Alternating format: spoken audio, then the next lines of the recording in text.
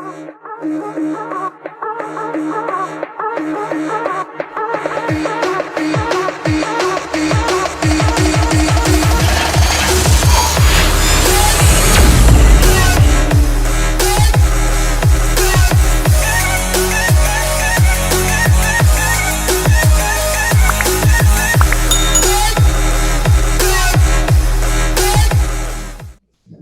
right, you guys, welcome to the Hungry for More agency call. My name is Julius Gilger, and I'm proud to be with you guys this Monday morning. As always, we're going to start with our numbers. So let me go ahead and pull those up. We're going to look at how we did last week. So last week, FFL Republic, we had 32 agents write business.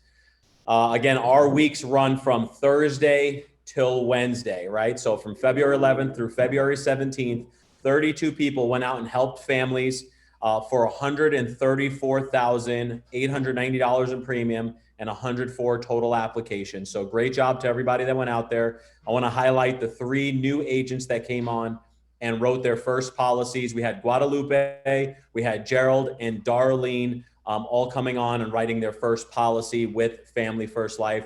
So great job to you guys. Your job this week, guys, is to make sure you write a policy again this week and every week. Your main goal right now is to be on the leaderboard every single week, okay? I want to shout out everybody last week that did over 5,000. So we had 10 agents last week do 5,000 on the team. So we had Glenda with 5,359, Patrick with 5,450, Boris with 5,808, Sean here in the office with 6,308. Great job to you, Sean.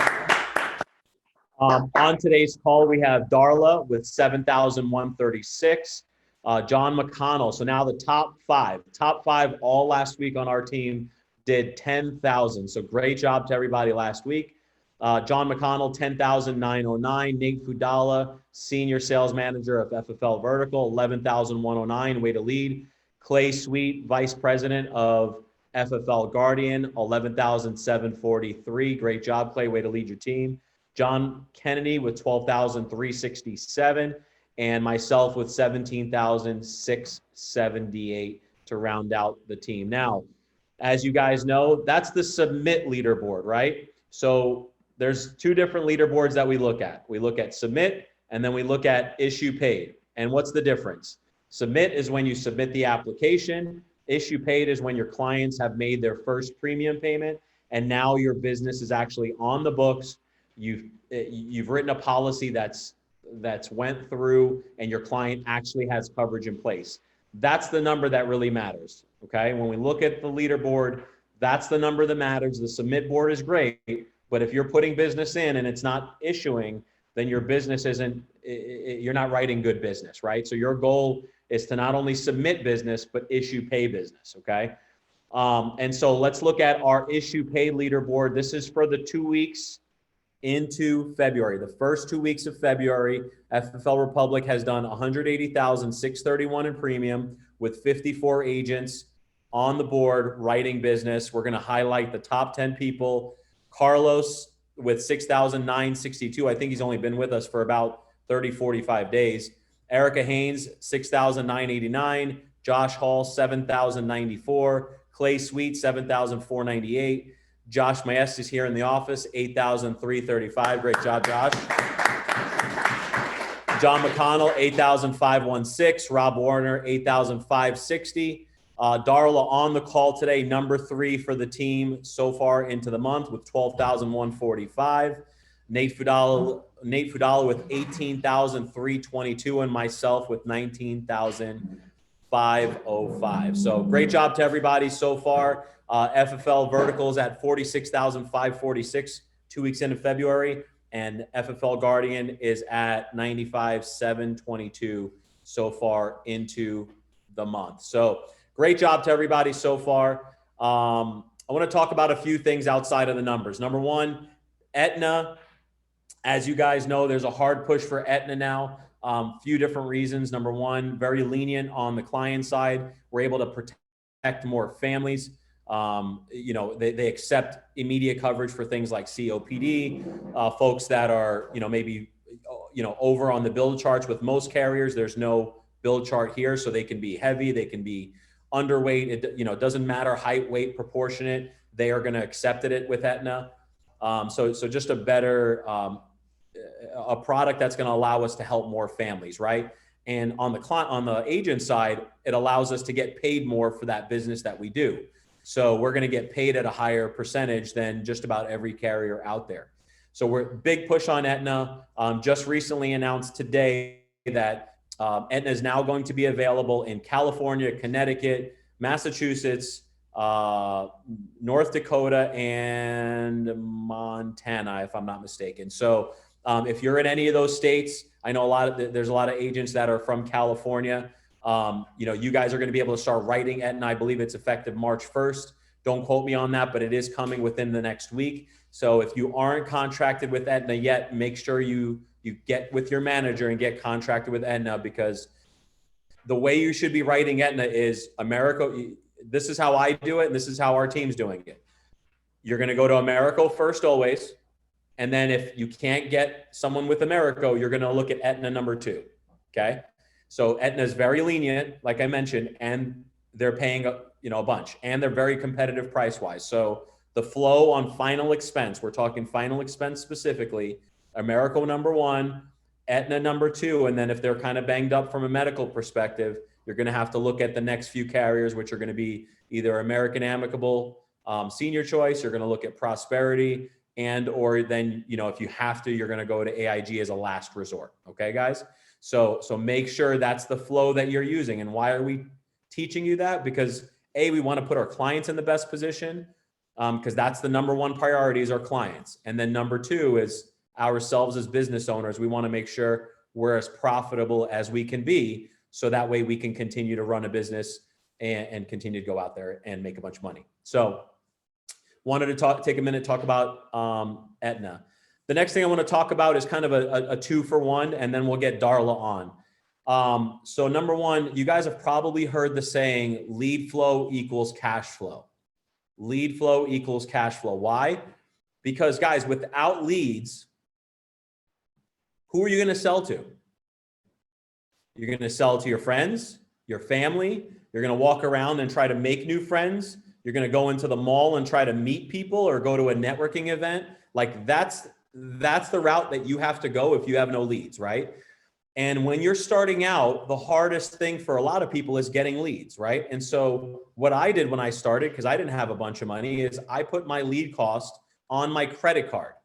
Why? Because I needed money to pay my bills, right? So a lot of new agents, when they're getting started, is they're putting their lead expense on their credit card, so that way they have time, A, to make that payment, but B, they're when you have leads, you now have clients you can help, and you have cash flow that you're going to receive by helping these clients, right? So the more leads you have, the more cash flow you're going to produce, okay?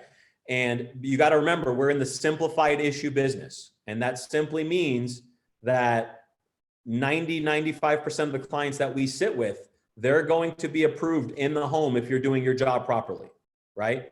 And if they're approved in the home, you're paid within 2 to 3 days. And if you're paid within 2 to 3 days, now you have more commissions and more money that you can reinvest in your business to buy more leads. And then it just continues to cycle and flow and cycle and flow. So I tell you that to kind of segue into my next thing, which is travel trips, right? So we talked a little bit about travel trips last week. I told you guys that I'm going to be going on my first official travel trip, which I went to New Mexico on Wednesday.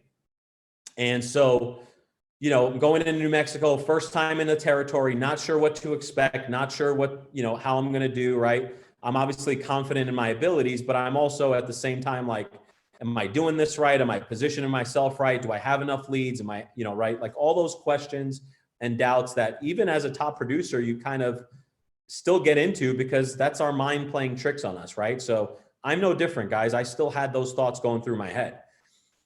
But what I did is I stacked the deck in my favor, right? And I knew that if I had the right amount of lead flow, there's no way I can lose, okay? So let me tell you what I did.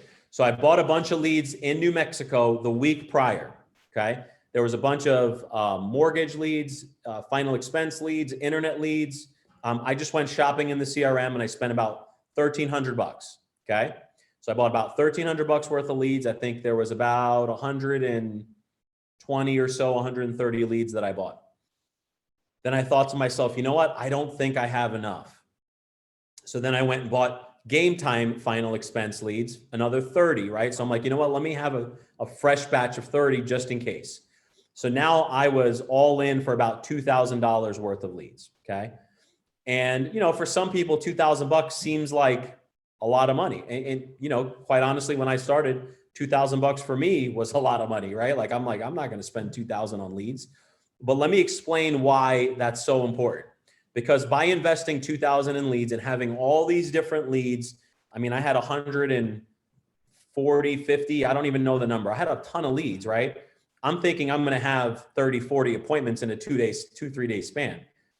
I set 20 appointments, literally 20 appointments. I got there Wednesday at 12 and my flight, I left on Friday at 12. No, I'm sorry. I got there. Yeah, I left on Friday at 12, got home to Phoenix at 2 on Friday. So I was there for about 48 hours, right? 20 appointments in 48 hours, had a bunch on Wednesday. I literally landed, got to work, had 7 appointments. I think I had another 9 appointments on Thursday and then the rest on Friday before I left. So let me tell you how my day went or my travel trip went. I had 1, 2, 3, 4, 5, 6, 7, 8, 9 different applications in the amounts of 641, 740, 2,400, 2,100, 2,800, 2,800, 597, 910, and 2,000 for a total of $15,000 in business in 48 hours and 2 days. How many of you guys would bet on yourself and invest 2,000 to turn it into 15,000? If that's you, drop a 100 in the chat. How many of you guys in the room would do that? And if you wouldn't do that, then you're in the wrong business, right? Because it's like, you're just multiplying your money, right? You put it in and it prints, money is printed out. Like money's just going to be flowing into my account for the next week or so from all these sales. So it's that simple, guys. Is it scary? Yes. Is there a level of uncertainty? Sure, in the beginning. But I promise you, if you do the work, you buy the leads, you set the appointments, you just do your best for families, you will be compensated more than you would ever think in your life. I mean, like the amount of money that I'm going to get from these 2 days, I don't feel like I earned it. Because that's a lot of money. Like, let's face it, in 2 days, 75% of 15 grand, what am I going to get? I don't even know the number. 8 to 10 grand, whatever it is, right? Like in 2 days, right? That's more than people make in a month. Right? So you guys have to put that into perspective. That is the type of income you can make here. And imagine what, if I can do that in 2 days, if you did a travel trip for 3, 4, 5 days, what can you do? Right? What if you did that over 5 days? Would you still be happy? Making 8 grand over 4 or 5 days? I know I would, right? Like that's still a lot of money, right? You do that 4 weeks, that's 8 times 4 is 32. That's 32 grand in a month, right? So that's the power of travel trips, guys. So I need you guys to understand, no matter where you are in the country, you have the ability to produce these types of results. The question is, are you going to get out and do what you need to do? Or are you going to make the excuse that, oh, I don't have enough leads in my area? Or, oh, I only can do this, or, oh, I only can do that. Because we have people on the team right now traveling. I know Josh Hall's in Kentucky. I believe Eric is in Kentucky as well. And there's other people that are traveling to get business done. I know Darla travels. She's been to Dallas and she lives in San Antonio for work, right? So it's, what are you doing to generate the business you need for yourself and your family? Rather than making excuses, you're finding solutions to get results. Don't make excuses. Find solutions to get results. That is what is going to change your life here at Family First Life. Okay?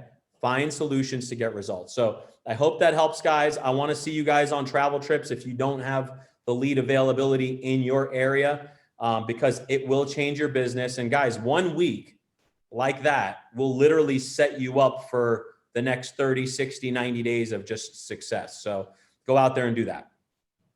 All right, with that said, I want to bring on our special guest today, Darla Osuna. She's coming to us from San Antonio, and I'm excited to have her on the call. Darla, how you doing today? Doing great. I'm excited. Are you? Yes. So do you have power now? Yes, I have Obviously. power now. We're on the call, I guess. Dumb question, but I heard you got hit pretty hard by that storm last week. Yeah, I didn't have power for about 4 days. Wow. No water. That's crazy. But, So tell us a little bit about, because I know you posted on Facebook, you didn't have power for 4 days, but tell us what happened during that 4-day span and how Family First Life was able to impact you during that time where you had no power. yeah, so my family, they didn't have power either. They got hit pretty hard back home. And I mean, we struggled because, I mean, we didn't have any water here in Texas. I know some people did, but most people didn't. And during that time, you know, we were snowed in, and, you know, I was still getting deposits coming in, and I was able to get $4,000 into my account within within a span of 3 days. And with that, I was able to help out my family back home. And it was a great feeling because I know if I had still been in corporate, you know, that definitely wouldn't have happened. That's amazing. That's amazing. So you were able to give back because of what you earned here. And then how much were you deposited, or how much hit your account while you were not really working? About $4,000, around 4,000. So $4,000. And how much, let me ask you this, because I don't know, how much did you make per month at your corporate job before? About 6,000 to 8,000. So, wow. So in a matter of 4 days, you would make at least 50% of what you would make in a month. Definitely. Isn't that crazy? It's definitely life-changing. It's crazy. I never thought that I would find a company that would pay this well. And especially, you know, if you maximize your time and your efforts, and then you get rewarded for that, you know. That's awesome. Awesome. All right. Well, let's, you know, thanks for sharing that. And obviously, you know, it takes a lot to share that kind of stuff because sometimes it's uncomfortable or what have you. But talk to us a little bit about where you came from, right? What your experience and what your career was in before Family First Life, how you found out about us, and then we'll kind of transition into that. Okay. So I worked in corporate, and I mean, my team and I would sell cable, internet, home phone, mobile.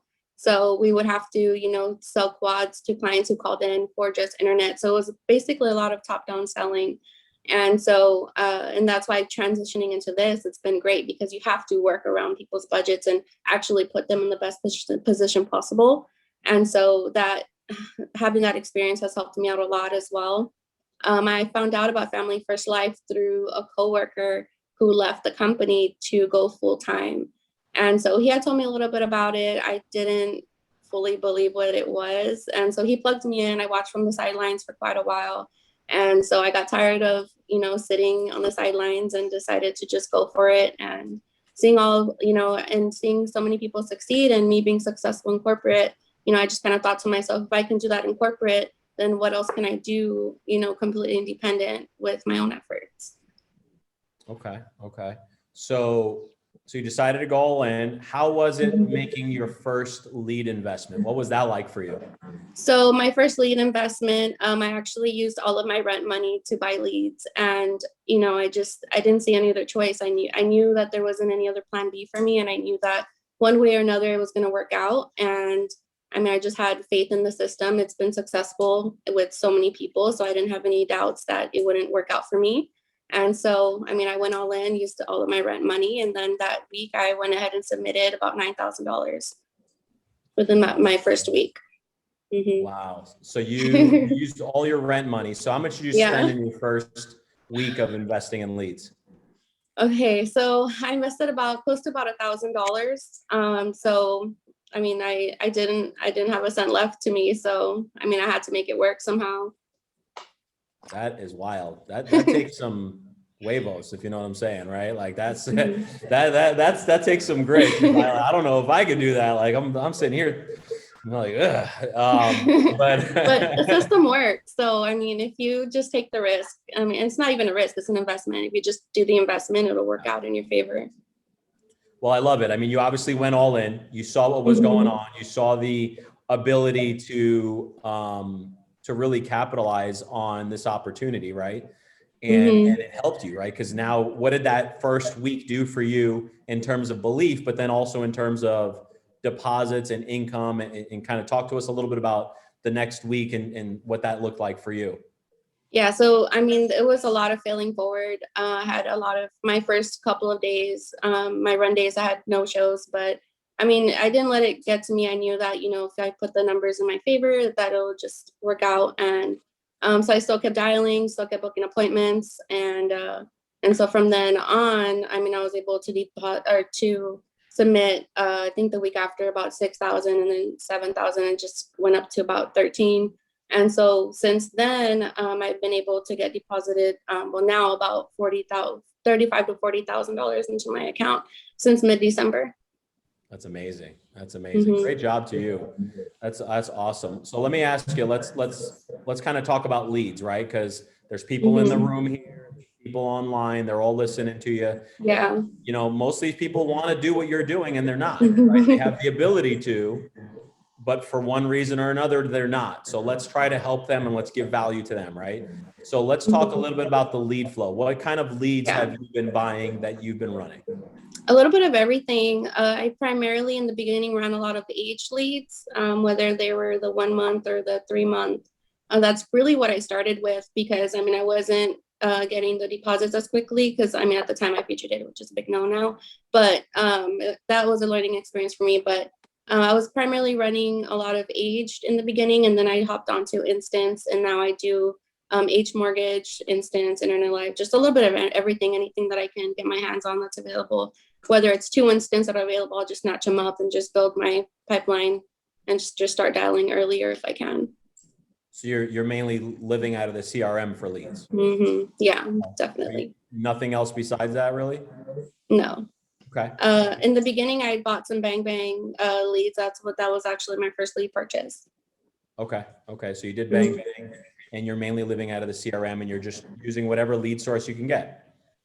Yeah, because they hit my email instantly, so it's a lot easier to not have to wait a couple days and stuff like that. But Agreed. Agreed. it's Yeah. what The works best for me. leads, guys, are the leads that you can get in your hands right away. And the CRM, they pop into your account within 10 to 15 minutes, right? And now you got leads right away that you can be calling, clients on the other end of the line, and you could be calling them and getting a hold of them and booking appointments for tomorrow. So, all right, great job with that. So let's do this.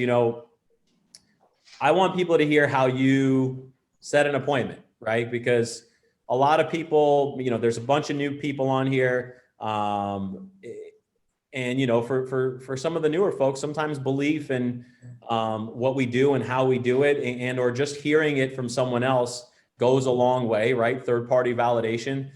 People hear it from me and they've heard it from me, a million times. Like, oh, well, he's been doing it for so long, it comes easy to him. I want them to hear it from you. You've only been doing this Mhm. for, less than 60 days or so. And I want them to take some away from you. So let's book an appointment. What kind of lead are we going to book? Just internet live instance, Okay. Simple age. internet lead. Mm-hmm. Okay. Okay, I'm ready. I'm ready when you Hi, are. hi, Julius. Hello. Hi, Julius. This is Darla. I'm getting back to you regarding the online request you submitted on the state-regulated life insurance programs. I'm the field underwriter for Bear County, and I'm going to verify the information you put down here so I can go ahead and get this out to you. You put down that your date of birth is January 23rd, 1971. Is that correct? Yeah. What is this again?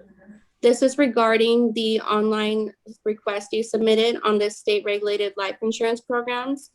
And you put down here that your address is 123 Success Lane. Is that still current? Yeah, it is. Yeah. Yeah. Okay. And is this in a house or an apartment, Julius? This is a house. Okay. And do they have you working still, or are you retired, disabled? I'm still working. Still working? Okay, great. And do you work the typical 9 to 5, or what does your schedule normally look like?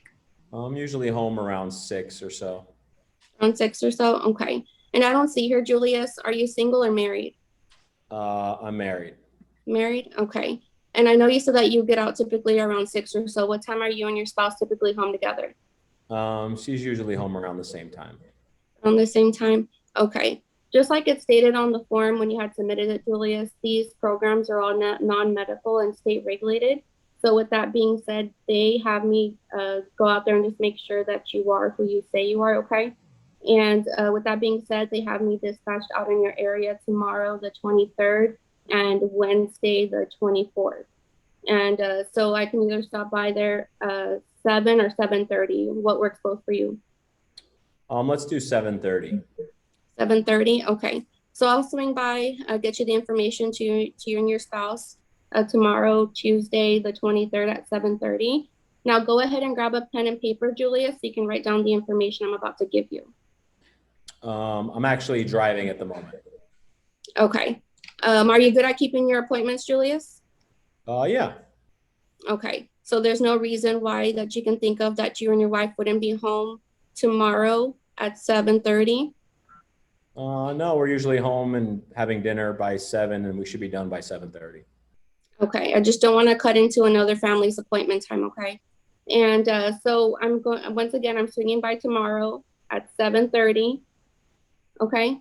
I'll go ahead and just give me about some wiggle room, about 30 minutes, just in case I reach traffic and depending on what type of questions the family has that I'm previously meeting with. And the 123, is that on the house, the curb, or on the mailbox? On the home. On the home? Okay. And what color is the home, just in case I get lost? Tan. Tan? Oh, it's tan? Okay.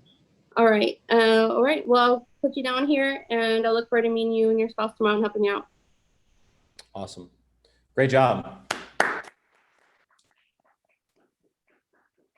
So I threw a few curveballs, right? Little, maybe a slider or two in there just to see how you would do. And obviously, you handled it great, right? You wanted to make sure that I'm going to be good at keeping the appointment. You didn't let it deter you, right? I asked you what it was for. You just repeated yourself. I mean, that's what it is. You stayed in control and you didn't allow a question to throw you off base, right? And I think in the beginning, a lot of agents, when they hear a question, they're like, they panic and they're like, oh my God, what do I say? Right? Like, just repeat yourself. Like, just like go back to what you're doing, right? Don't overwhelm it, right? Did you get, like, when you first started booking appointments and clients were asking you questions, did it throw you off, or were you pretty natural? Yeah, it definitely was a learning curve because you just have to learn to stay in control, acknowledge what they asked, but redirect it back to your script and just continue with, to your flow and what you were saying. Because the whole point is just to book the appointment, not anything else. And that should always be the goal. Did you, because I think one thing a lot of agents do is they start to ask questions to their clients. Did you do that in the beginning, or any rookie mistakes that you made that you would want to share with the people on the call today? Yeah, I definitely did ask questions, but I mean, just keep it short, simple. Just get the information that you need. And then, I mean, like I said, just go into just booking the appointment. That should always be the goal. You're not trying to sell anything over the phone. You're not trying to sell them why you need to go out there. It's just booking the appointment so we can get them the information that they requested. Yeah.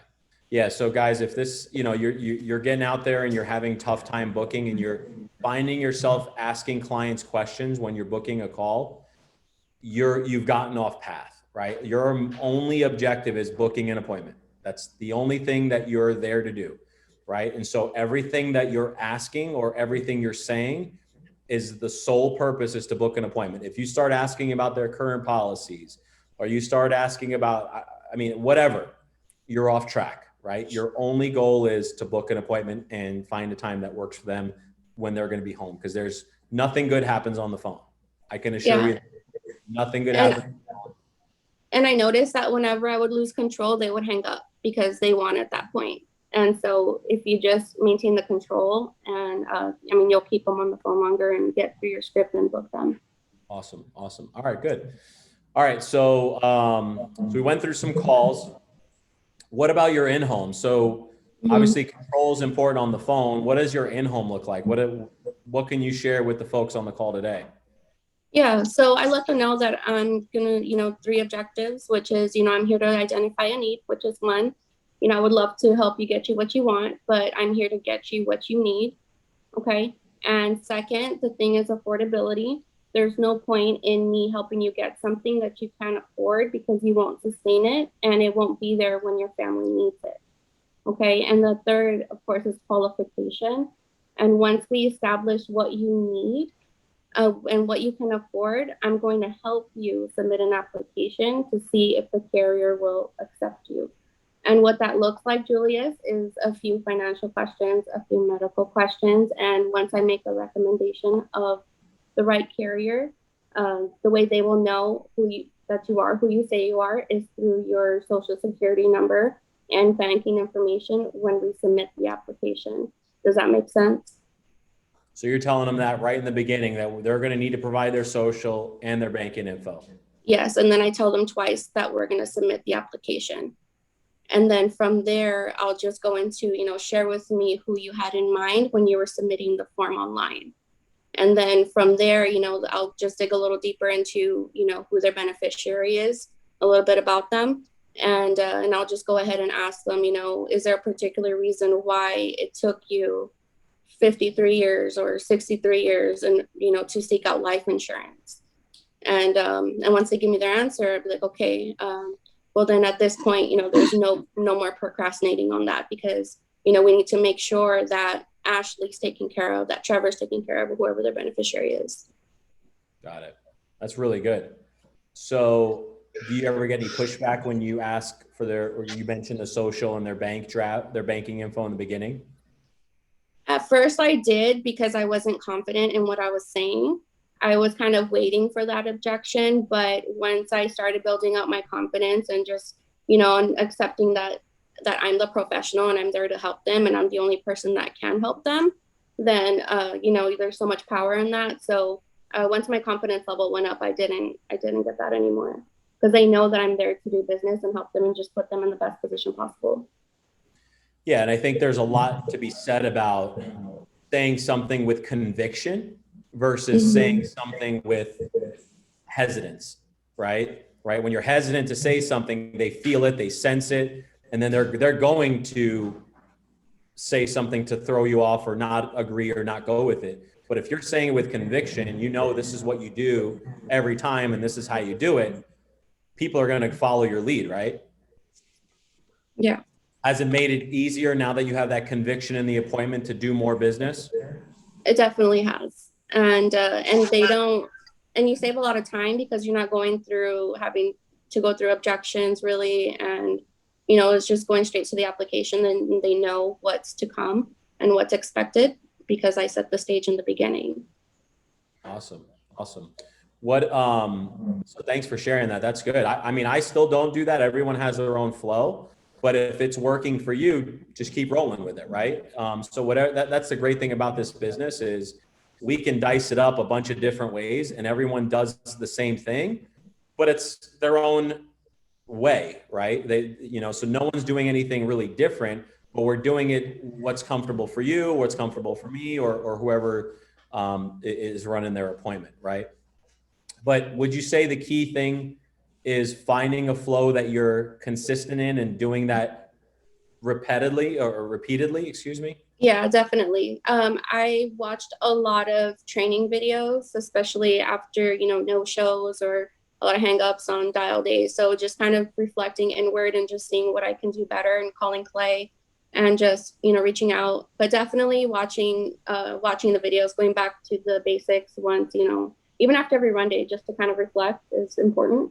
And that's actually what helped me out and just finding someone that you can relate to. Like, so for example, I feel like I relate to a lot of Erica's style. So my intro, I use her intro, and that actually what has helped me.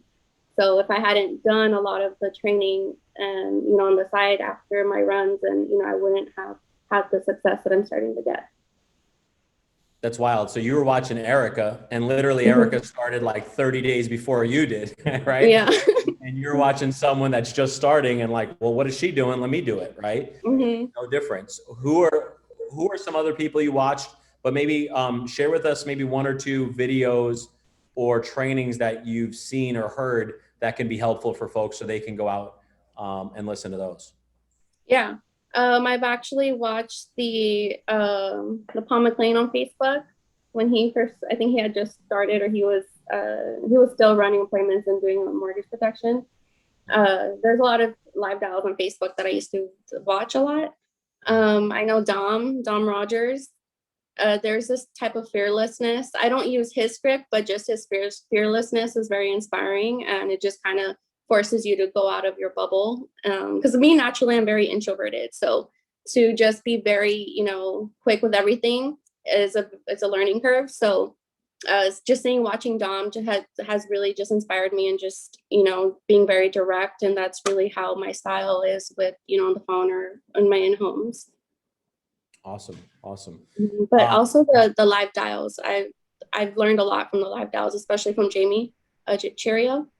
I learned a lot from him when I first started as well. But honestly, the best training is always on the live dials, because you hear so many different types of styles, and especially if you're new, just unmute yourself so you can get coached, and you're getting trained by top producers and stuff. So Yeah, the live dials is money, guys. So if you guys aren't on the live dials consistently and you're not a top producer, you're missing out on free learning. I mean, what better way to learn from other people doing it live as they're doing it, and they're willing to coach you to help you get better, right? I mean, this business is about you helping other families, and it starts with us. And I think one of the things you said that really resonated with me is you looked inward, right? You realized it was a you thing, not a them thing, right? yeah. And so you figured out what you needed to improve on by watching other videos, talking to other agents, doing what you needed to do to get better, which has allowed you to improve your skill set and really help more families. Yeah. Oh, and then there's one video by Paul McLean that I watched a lot before live dials, and it was just getting your mindset right, before you start dialing. It just really gets you in the flow, and I recommend everybody to watch it. Awesome. It's on YouTube. Right. On YouTube. Okay. So guys, check those out. If you're not on live dials on a regular basis, get on there. I promise you it'll help you book more appointments. You're going to learn from other top producers, and, learn like Darla did. Learn by being in the action, being in the fire with the others, right? So, all right. So outside of that, Darla, you're also building a team, right? So tell us a little bit about that. So how have you, where have you found some of the people that you've introduced to Family First Life? Tell us about, how many people you have kind of in the process of joining the team, and what that looks like and what your goals are for this year, at least. Yeah, of course. So right now where I'm at, I have about 27 peeps sizzling right now. So I have 6 writing, 4 in contracting, 3 in fingerprinting, 9 in class, and 5 that I just got them to book the test within the past 2 days. But it's been a lot of just reaching out to people who I feel, that has the potential, that might be looking for that next big thing. And definitely when they reach out, I like to find out their why, what their driving factor is, and how, what FFL can do for them in that area. And that's actually what has helped a lot in them, plugging them in, them, hopping on board. And I recommend, if you're new, to start recruiting day one, because a lot of these people I had reached out to before I even got my license. And once I started getting going and saw that I was consistent, then they actually reached back out. So that actually helped me create a pipeline with that.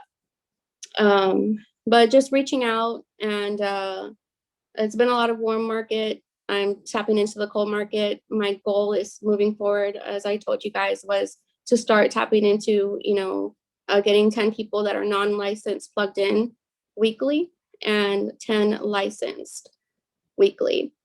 And so, like Grady says, success loves speed. So, I definitely want to bring over as many people as I possibly can, get them out of corporate, and just start building an army from there. That's exciting. All right. Awesome. Well, Darla, I mean, there's obviously, I mean, I see why you're successful. I can hear in just kind of the things that you're saying. You're plugged into everything we're doing.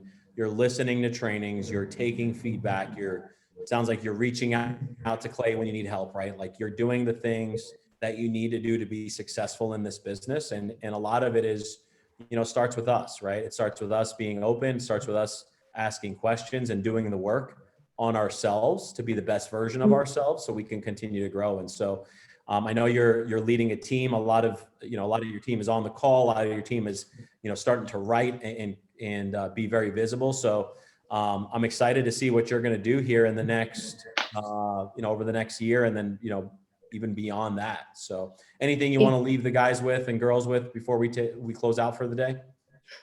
Just to remember that, you're going to fail a lot, and that's a great thing, because if you're failing, that means you're being active and you're learning. And, the small wins add up to the big victory. So, I mean, just keep failing. And I mean, it's all up from there.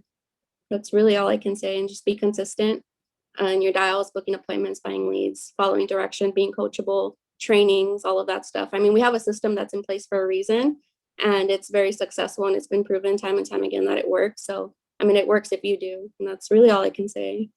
Amen. It works if you do. That's 100% fact, right? There's thousands of people that have proven that this business and this system works. So the only reason it doesn't work here is if you don't do the work. It's that simple. So I think that's the best way to leave it, Darla. Thank you for jumping on the call. Thank you for sharing with us.